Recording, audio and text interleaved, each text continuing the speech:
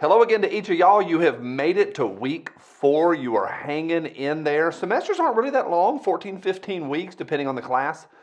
And you are now well into the semester. So good for you. Congratulations. I think overall this class has been doing some great work this semester. So I'm proud of you. I think some folks need to dig in a little more, and that's pretty normal. I mean, I've been there as well. I've been on the side where it's like things are going really well. I've been on the side where kind of need to get caught up a little bit, regardless of where you're at. Hang in there. I challenge you just to hang in there and finish the semester strong. This video is discussion C, and I want to talk to you a little bit about emails. I don't think it gets talked about enough. I don't think enough folks stop before they send an email. Just my opinion, but it's an educated opinion. I mean, I've been doing this a long time. I've been teaching over 20 years now. I get emails nonstop and constantly. Probably had 7 or 8 today. I'm filming this on Saturday. Probably 7 or 8 today already from students. And I think a lot of folks never stop and go, why am I doing this? What's my point? How do I want to come across? Should I send this? What I do send, should I edit it, or should I maybe, I don't know, spell things correctly? And that's sort of a joke, but it's also sort of true. So let me ask you that. Where are you at in all this? Do you ever think about your emails or think about what you send out? I know there's times where it's the classic, I don't know if it's a joke, but a trope, we'll call it. It's a classic trope of the sweating student nervously typing an email to one of their professors. I've been there as well. It's hard. It's hard sometimes how to get started or what to send. For this exercise, I want to talk to you about your emails, and I'm going to tell you that it's my opinion that it's important, super important, how you come across during your career. Every email matters, every single one of them, and during this time in history, 25 years ago, 30 years ago, there wasn't a lot of emails going out. We started emailing pretty regular when I was in college. 96, 97, somewhere in there, almost 30 years ago. So when I was a kid, or when I was doing the beginning of my undergraduate work, we didn't have email. It showed up during my undergraduate years, and it was brand spanking new. But today, and it won't always be this way, this is just a period, just a chapter in our history. They're going to go away eventually. Can you imagine that? Think about that. Emails are going to go away eventually. The telegraph's gone. The telephone's mostly gone. We're in the era right now of texts and emails. Both of those will disperse. But during this time, I want to challenge you that it matters. It matters. Every one that you send matters. How you communicate with your supervisor or your, it may kind of break some of your brains to think this. You're going to have employees one day. One day you're going to be the boss and have people that report to you, and the emails you send to them matter. Most of the time today, when you holler at a business or contact a business for the first time, you're going to contact them first and primarily with email.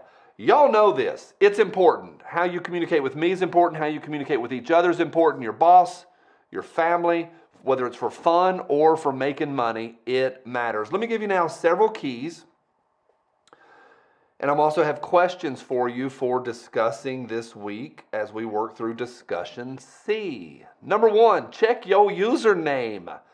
Do you have and I don't know a better way to say this, a big boy or a big girl email address? I'm not talking about your school address. .edus don't count. Do you personally have an email address that is presentable in the workplace and with a career?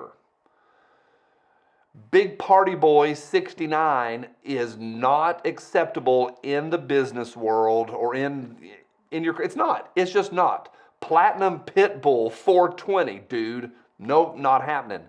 So I want to challenge you all to get a big boy or a big girl, an adult email. And I have students that'll hit me, they'll go, well, I've had this, I had this since I was doing MySpace or Facebook or Twitter or TikTok when I was in 3rd grade. My son's got his, he's almost 22.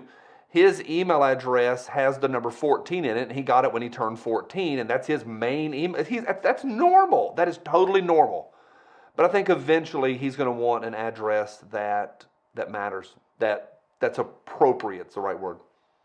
Next week in this class, we're going to be having a guest speaker, and Emily in this class, she got years ago, same class y'all are taking a long time ago. She's now an instructor at Northeast, but she switched over to a big, I don't know a better way to say it, a big girl email address. So number one, check your username. Also, question one, as a response to this video, question one, tell us your real email address, not so we can email you, but we want to see it. Let us see your adult career email address. I love poodle doodles. No. Getting high 420. No. Fortnite. No. Have something that's appropriate. That's a lot of words, but I think your username, your email address matters. Question one is tell us what your big girl, big boy, appropriate, work with me on the verbiage here, what we're going to call this, but just your adult email address, not .edu. And if you need one, jump to Gmail and create one. It's that easy. Two, check the, not question two, but just I'm working through some idea suggestions for working on an email. Check the recipient. Double check who you're sending this thing to. Check and double check. Make sure you're not sending it, if you're sending it to a company, you're not sending it to marketing at their email address or information at jobs at. Send it to the right individual. Three, use a correct subject line so they can find out. The subject for, if this was an email, would be called Discussion C. It's that easy. But have something in the subject line that fits that. Don't just go, quick question. Have something. Four, once you start typing it, address the recipient by their name. Sometimes you're going to have to say Mr. or Mrs. or Ms. Sometimes you're going to say doctor by their title, Reverend, doctor. Other times it may be a coworker that you know really well. My boss, her name is Trish Crawford. In an email, I call her Trish to her face, but in an email that potentially could be forwarded on to somebody else, I'll say Ms. MS period, Ms. Crawford. Title, I'm not calling her, she's the dean. I'm not calling her Dean Crawford because we don't use that. That's weird.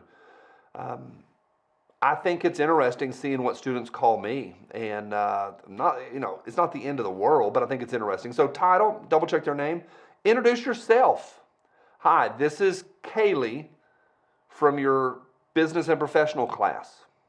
Hi, this is Randy. I'm applying for this job. Introduce yourself. Number 6, be brief. Just be brief. Get to it. We don't need a story. This is not about y'all just emailing professors. It's a nice talking point because y'all are all in your undergraduate studies. But I have students that'll say, hey, I'm going to be late on my speech. I'm scheduled to do the speech Thursday. Can I do it Tuesday? That's it. Instead, what I get is, hey, 7 years ago, I bought a Hyundai and it broke down and I'm really upset. And I get it. Students are just upset. They're concerned. But I'll get a story about Hyundais and puppy dogs and blown out tires and dead batteries and schedules and their brothers coming in from Army and he's got a 2-week vacation and they're going to go to Pigeon Forge. Or, hey, some family stuff came up. Can I speak a day late? Can I do it on Tuesday? Question mark. Thanks. Be brief. 7, be clear. 8, think before you send it. Go back through it. Why am I sending this? Who's it to? That think before you send it. Oh, that's a good one. Think before you send it. Think before you send it. 9, I'm sorry I have to say this. Typos. Good golly. Can we spell? Look at the squiggle lines. Technology does it for us now. So typos. Also work on your syntax and your grammar. Just go back through it. Go back through it.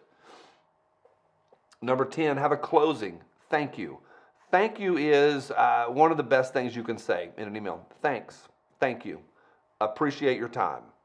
Sincerely, that's like 1980. I don't know. Maybe sincerely, but thank you. I look forward to hearing from you is a nice closing.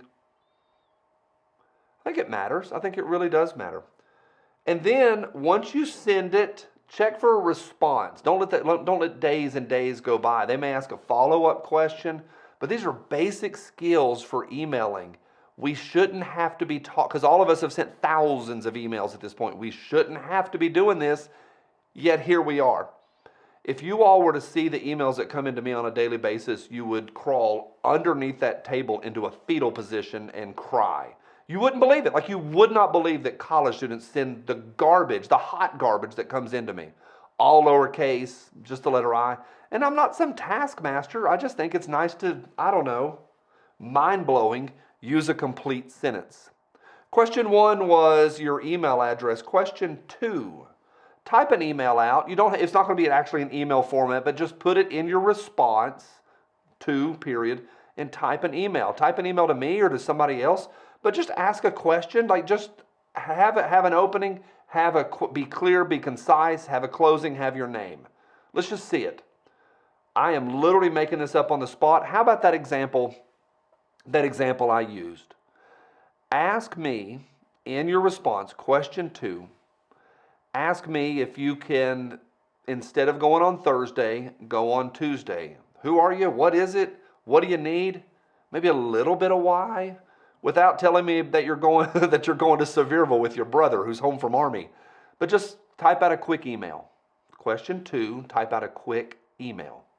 Question 3, does this matter? Does it matter? I've had students go, Dr. Bragg, the goal is to communicate. It doesn't matter if it's lowercase or uppercase. Just communicate. I'm going to be late for class today. Send. I can't make it to the meeting. Send. Doesn't matter, uppercase, lowercase, salutations, greetings, subject line. I've had students tell me this, just get the message over to the other person. So question 3, does all this matter? What do you think? Really think about this. Tell us your opinion. Does it matter? Why? When? And question number 4, as we work through this, I just spent a few minutes. I've been going now about 12 minutes. Does this matter? And question 3 was, does it matter? But as you work through this, which parts of this, question 4, which parts of this stuck out to you that you need to work on? Which of this do you need to work on? I am positing to you that we all need to work on emails, and it matters tremendously, even though it's something silly. It's just a small little technology thing that we all use every day. I think it matters, but what do you need to work on? Of all this stuff, what do you specifically, be specific, what and why? What do you need to work on? That's 4 questions. I also want you this week to discuss with a minimum of 5 other students. It's a discussion. Talk to them. Tell them what you like. Hey, Ryland, I like this, and here's why. I want to disagree with this over here. Here's why. Here's a resource that I found over on Google that might help you out. Yes, I struggle with the same thing, and here's how I'm working on it. I agree, that was amazing. Bring something more to the table, what we talked about in discussion 1. Bring something more to the table than I agree. Got to bring more than that in life. 4 questions, respond to 5 students.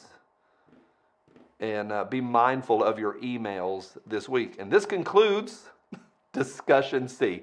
See y'all soon.